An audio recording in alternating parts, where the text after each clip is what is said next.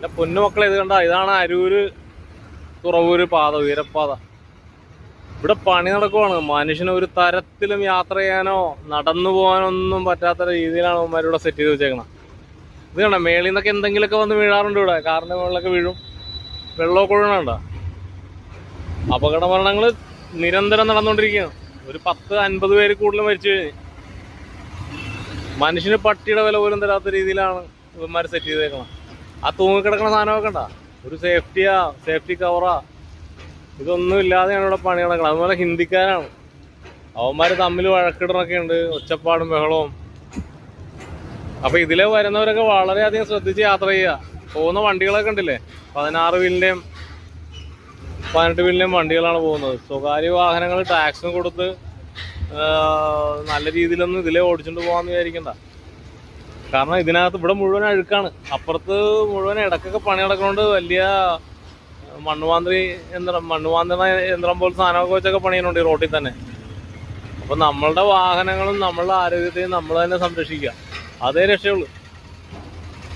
ഈ ടാക്സ് അടക്കുന്നവനൊന്നും ഈ വണ്ടി മേടിച്ചിട്ട് ഒരു 10 വർഷം എങ്കിലും നമുക്ക് സമാധാനമായിട്ട് വണ്ടി ഓടിക്കാൻ പറ്റുമെന്ന് എനിക്ക് തോന്നുന്നില്ല. കാരണം ഇത് കണ്ട, ടാക്സ് അടച്ചുകൊണ്ടിരിക്കുന്ന ആളുകൾ ഈ ചെളിയൊക്കെ നീന്തി അവിടെ ചെല്ലുമ്പോൾ ടോള് കൊടുക്കണം,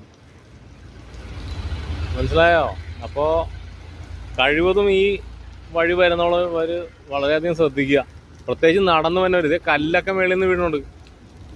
കല്ലും സാധനമൊക്കെ ഹിന്ദിക്കാർ എറിയുവാണ് താഴോട്ട്. അറിയാലോ, ട്രെയിൻഡ് ആയിട്ടുള്ള പണിക്കാരൊന്നും അല്ല ഇതൊന്നും. സേഫ്റ്റി മെഷർ എന്നവർക്ക് പുല്ല് വിലയുള്ളു. കല്ലും കട്ടയൊക്കെ താഴോട്ടൊക്കെ എറിയുന്നുണ്ട്. കഴിഞ്ഞ ദിവസങ്ങളിലൊക്കെ കാറിന്റെ മേളിലൊക്കെ വന്ന് വീണിരുന്നു സാധനങ്ങളൊക്കെ. കടക്കാരുടെയൊക്കെ അവസ്ഥ കണ്ടോ, വെള്ളം ഒഴുകി ആ കടയിലോട്ടൊക്കെ പോവാ. ഇവിടെ മുഴുവൻ നാശമായിട്ട് കിടക്കുവാണ്. ഇവിടെ വാടകയും കൊടുത്ത് കട നടത്തുന്നവരൊക്കെ പൂട്ടി വെച്ചാൽ മതി. ഈ കാണണ്ട, അതെ തിരമാല പോലെയാണ് കട നടത്തുന്നത്. ഇവിടെയൊക്കെ കടകൾ ഉണ്ടായിരുന്നിട്ട് അതൊക്കെ പൂട്ടിപ്പോയിട്ട് ഇപ്പൊ പുതിയതായിട്ടൊക്കെ വന്നേക്കണമെന്ന് തോന്നുന്നത്. മനുഷ്യന്റെ അവസ്ഥ വളരെ ശോചനീയമാണ്. ഇങ്ങനെയൊക്കെ ആയിക്കഴിഞ്ഞാൽ എങ്ങനെയാണ്? ഈ